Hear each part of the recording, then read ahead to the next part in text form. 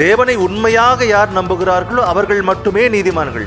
அப்படிப்பட்ட உண்மையாக தேவனை நம்புகிறவர்கள் யாராவது இருக்கிறார்களா பூமியிலே என்றால் பாருங்க, என்ன போட்டிருக்கு? நீதிமான் ஒருவனாகிலும் இல்லை.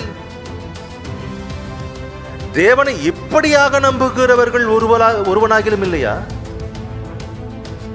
எதற்காக நம்புகிறார்கள்?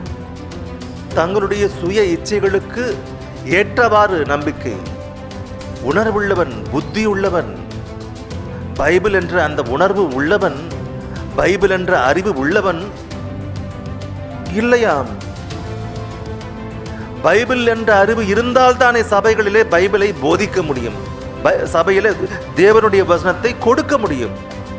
தேங்காய் எண்ணெயை கொடுப்பாங்க சபையில் வந்தால், ஒரு சின்ன சின்ன பாட்டில் வைப்பாங்க, வியாபாரம் பார்த்துருக்கீங்களா?